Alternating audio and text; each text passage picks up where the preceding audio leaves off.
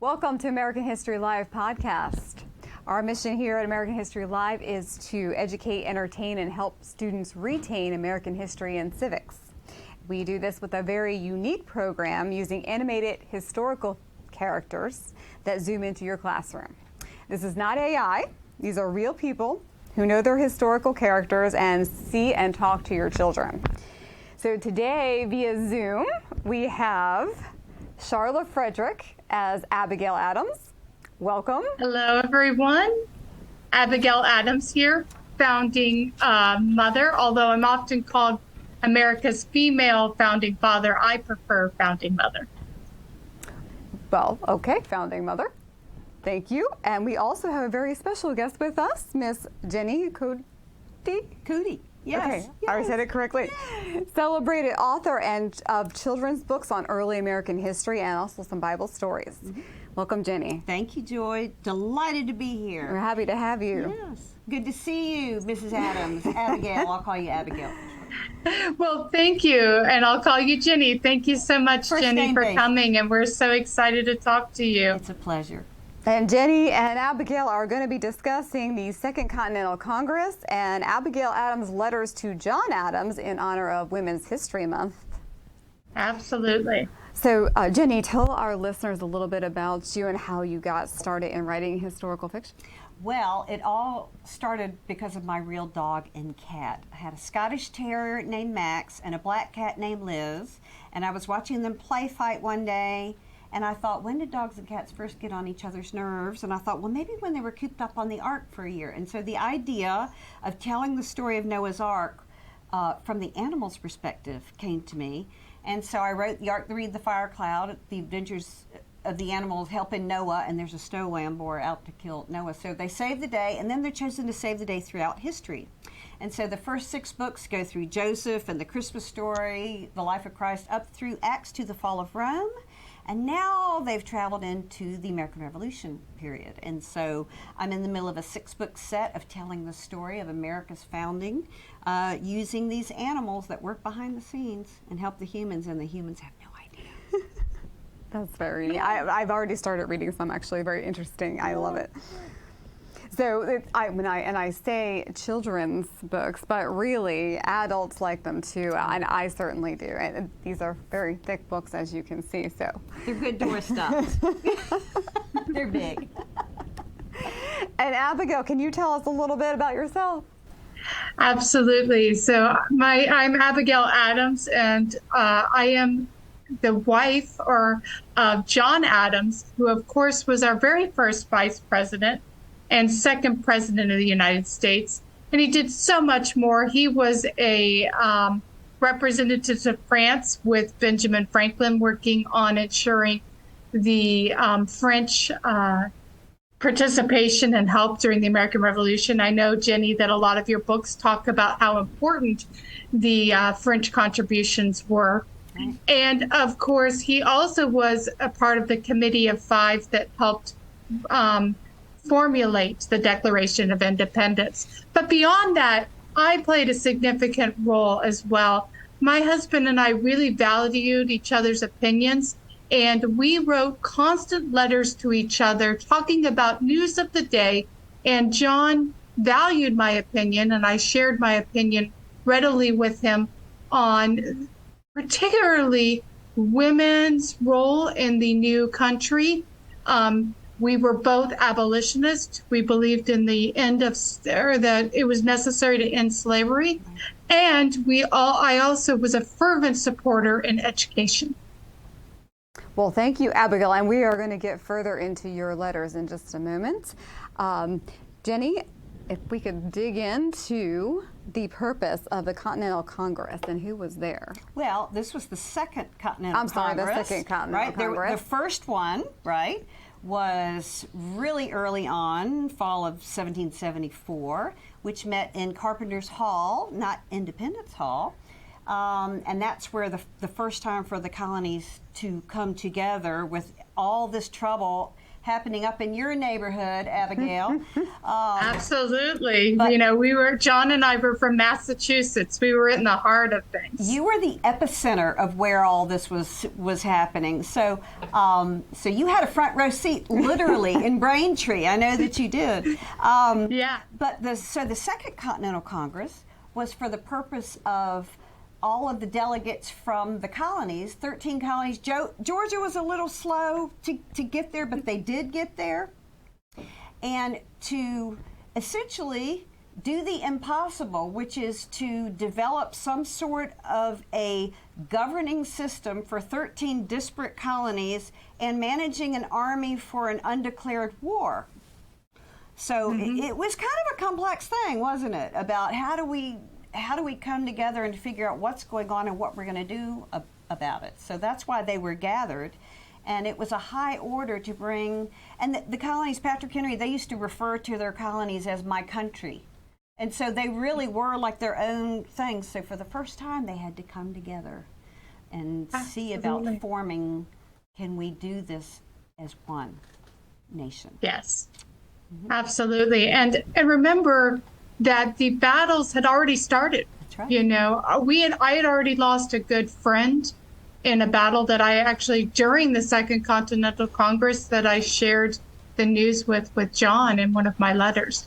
And so we were already at war. And I think a lot of Americans aren't cognizant of the fact that war had already started long before the Declaration of Independence. Right. A lot of kids think, oh, well, July 4th, 1776, which is on the Declaration of Independence, isn't that the date that the revolution started?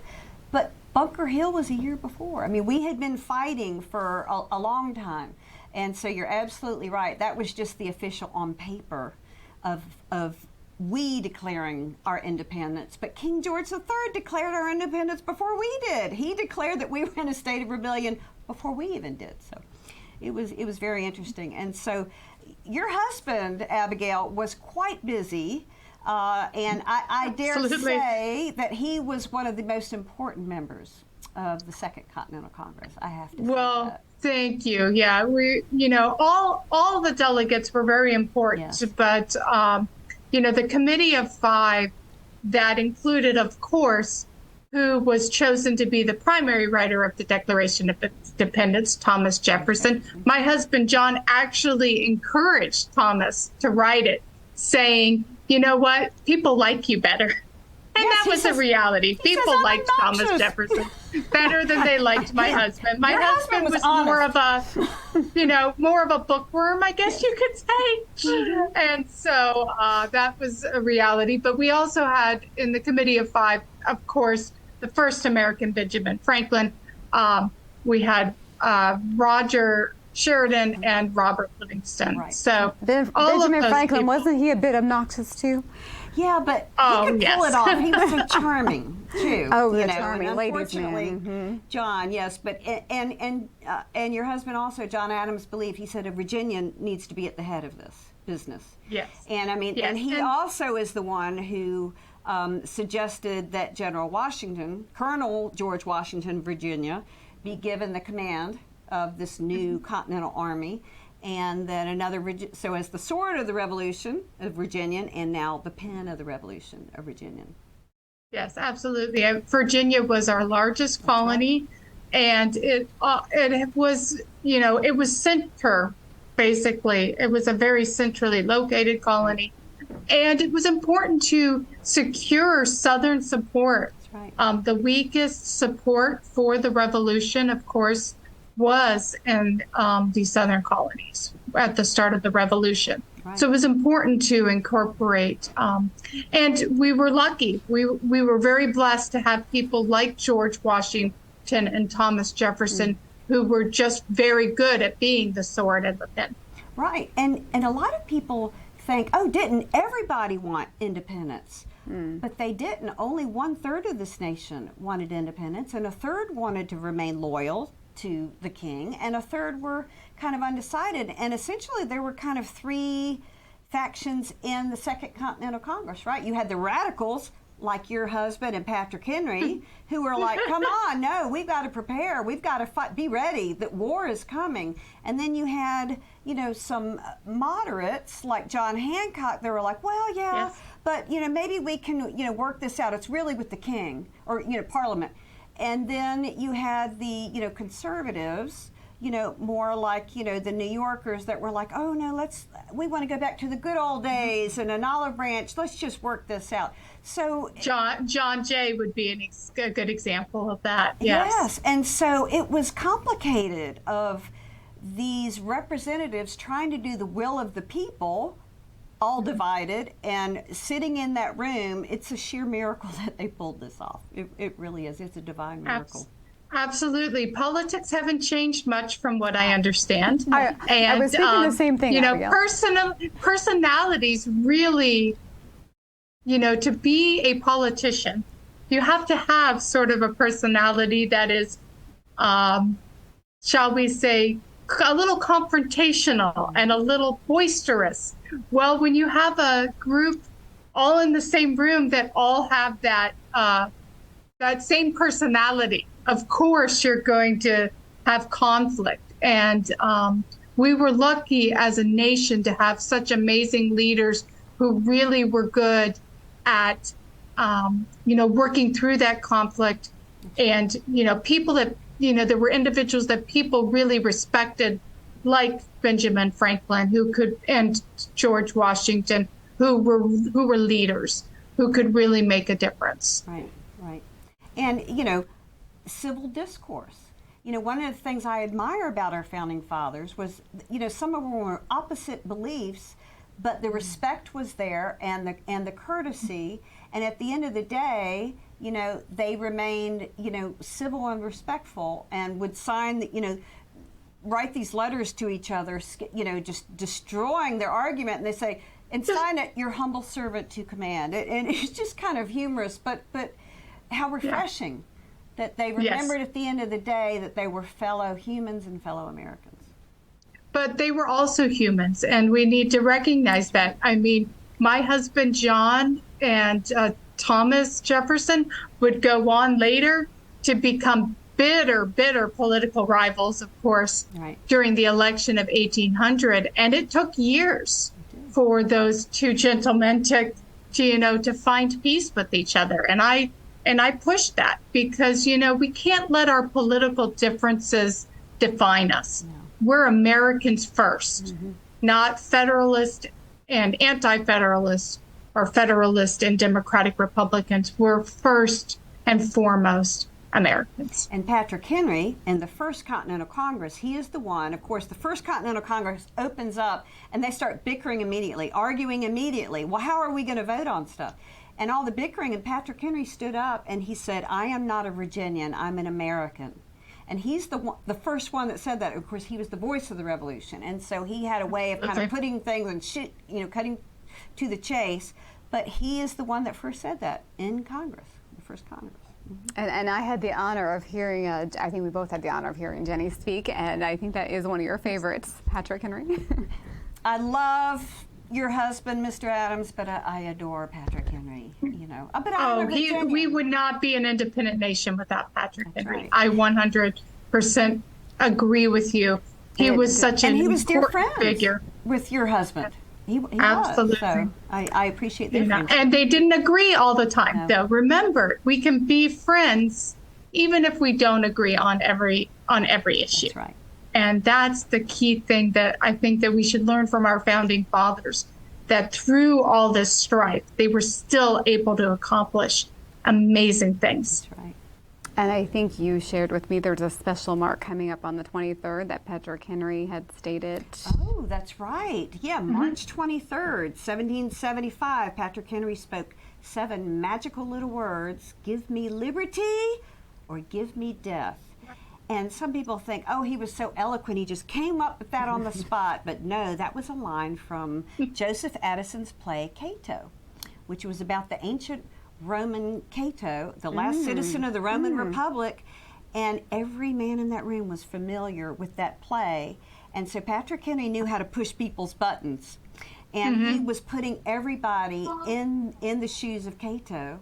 and they all knew what he meant, with liberty or death. So that's what he was doing when he evoked those 7 little words. I learned something new today. I did not know that. Mm-hmm. Absolutely. Well, Abigail, can you discuss your letters to John Adams, your husband? So, of course, while my husband was serving at the Second Continental Congress, the only way to communicate with him was via letter. Of course, this was back before even the telegraph, let alone a telephone or a computer. And so we communicated constantly as I was back in Braintree, Massachusetts, in our farm, running our farm and raising our children, doing what every woman, was doing at the time. When our husbands were serving, we were still back here making sure that the homes were being run, that the farms were being run, and the businesses of our husbands were being run as well. And so in my letters to John, I talked to him about what my hope was in the Declaration of Independence. And of course, my most famous letter, and that is, I understand, was published. I wasn't really a big fan of the idea of publishing my letters, but I'm glad that people are at least learning American history through my letters. And one was, of course, remember the ladies, be more kind and generous to them than your ancestors. All men would be tyrants if they could. I know you ladies recognize that as well. And, even though, maybe we didn't remember the ladies, what was set forth in that Declaration of Independence, the concept that all men are born free, are born equal, that they're endowed by their Creator with certain unalienable rights, life, liberty, the pursuit of happiness, which of course came out of John Locke's idea of life, liberty, and property. These are fundamental ideas that America has been striving since its inception. I also, of course, wrote letters to my husband, John, as an abolitionist. I believed fervently, and it was my fervent wish that slavery would be ended with the Declaration of Independence. Unfortunately, that, of course, did not occur as well. But again, that whole idea of equality of man, that people are born with unalienable rights that aren't given to them by the government. They're born with those rights that can't be taken away. What an amazing gift, that we have in this nation, a nation founded on principles of life and liberty. And that is unique in world history. It's one of the few countries that was founded on those principles. Mm-hmm. That's right. Absolutely. An amazing gift. Mm-hmm. Yes, and I think we learned from our trivia yesterday, well, I learned from trivia that Massachusetts was, the first colony of the 13 to abolish slavery? When it was a state.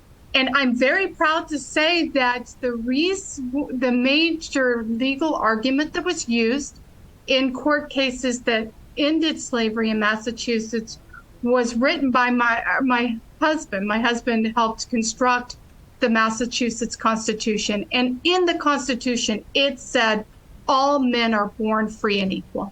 And of course, if all men are born free and equal, slavery cannot exist.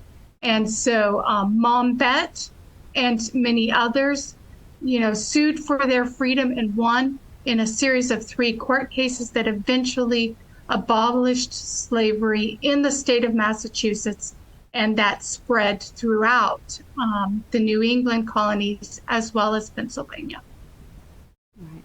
And it took a long time, and you were such a pioneer, visionary, that you saw the things that needed to be done. And, like we said, it was an impossible task just to bring 13 disparate colonies together, and it had to be unanimous to declare independence and then to fight for it. And they knew there were a lot of things that needed to be fixed, but they set up the framework. One of the things, Great Britain disallowed the importation of slaves early on. That was one of the sticking points for some of the colonies. Well, we can't free our slaves while we are colonies, right, of Great Britain. So independence had to come first. And I liken it in my books where Liz, my cat, is really distraught about this. And Gilliman, the team leader, says it's kind of like when you sculpt a statue, say the Statue of Liberty, do you hit just with one chisel blow and she's there all perfect and done? It takes time. It takes care. And every single, chisel mark is going to turn this block of stone into something beautiful. And that is, I think the Statue of Liberty is a beautiful picture of that for America. Our founders gave us the structure. They gave us the marble column and maybe the pedestal. And each generation has needed to chisel their part, to end slavery, to allow women to own property and vote. Yes, absolutely. All of those things, and we're always going to be a work in progress. And it's up to every generation to remember the foundation that they're built upon as they're chiseling away. Look at the foundation, remember the foundation, and then do your part to make America this grand experiment that's still happening, right? To make it the best she can be. Absolutely. And I want to say how much it means to me to see that you are writing books for the next generation. When I was a little girl, a lot of girls had no opportunities to go to school. I was lucky enough that my mother taught me how to read and write. And then my father had an extensive library that I read. And I challenge the next generation, this generation, and every generation beyond us to read. The key to learning about what the world is around you and learning how to make this world a better place is to read and to expand your mind. And I'm so excited that you are sharing our rich history with the next generation. I really want to thank you, Jenny, for sharing our experiences with that generation. An honor to hear that from you, dear lady, and it is a high honor for me. And I feel like that is my service to my country. Everybody has to find what is my part to do in the history to serve my nation, and capturing her history in extensive detail is and I love it. And nothing inspires me more than watching some of my young readers grow to become fine young people serving their country. And I can't wait to watch and see where they go and who they become in service to their country. Yeah. And thank you, Abigail. And that kind of led right into my next question for Jenny, is to share a little bit about your books and what's next for you. Okay. So the first in the Revolution set is The Voice. I'll let you hold them up. The Voice, the Revolution, and the Key. And this actually begins when the founders are children. Patrick Henry is 7, George Washington's 11, because I wanted to show kids that before they were founding fathers, they were founding children. Because you have to make it relatable, right, for kids. And by the way, so this is about a 600-page book. So I dare say I don't think most children would pick up a 600-page biography on Patrick Henry. But when you have talking animals that are going to lead them through this history, they gobble it up. And the way the animals work, there's a lot of things we don't know in history, right? How or why they happened. And I look for those moments that we don't know how that is, and I slide the animals in, and they're the agents that fill in the gap, that made that happen. So you'd never alter the history. And Abigail, I do extensive research to make sure I get it right. I have read your letters. I've read your husband's letters extensively, and not to pry or anything, but I just, I want to get it right. When I bring you alive, when I bring he alive. And so I have about 400 books on the American Revolution. So all those boring adult books, they're all in there. So this book goes up through all the causes leading to revolution. George Washington accidentally setting off the French and Indian War, all of the trouble beginning with taxation without representation, so forth. But it ends with Patrick Henry's speech, March 23rd, 1775, on the eve of war, with liberty or death. The next book. Well, it certainly shows you know your history by those 400 and some books you have. Oh, well, and I've been to every place in America I've been to every major battle scene of the American Revolution, and I hang out Williamsburg, Yorktown, all of the time. I've been researching about 17 years. And I grew up in Yorktown area. So I It's was amazing I was a to me child. that you get to do that. 'Cause, Yeah. travel was so difficult when I was young. So it's amazing that you get to travel to all these places. It's That's amazing. wonderful. I know. You would love to come travel today on a plane. I'll explain to you what that is after our And I session. hate to tell you, You're going to Abigail, have to but explain that one to me. well, I hate to tell you, Abigail, but unfortunately your letters are not private anymore. They are public. Well, if it's educating the children, that's for the means a lot. children. Right. It's for the children. That's what I always say. That's it. That's my excuse to get out and travel. So, but the next book, The Declaration, the Sword, and the Spy, picks up 3 weeks later. Patrick Henry warned, look, you think that trouble's going to, just stay up in Boston? Oh, no, it's going to come everywhere. And the stealing of the powder just didn't happen in Lexington up in Massachusetts. It was happening in Williamsburg, Virginia as well. So this book begins with the first shots at Lexington and Concord, and it goes through the Declaration of Independence. Your husband is a star in this book, Abigail. Right. So you'll see all of his key roles in the Second Continental Congress.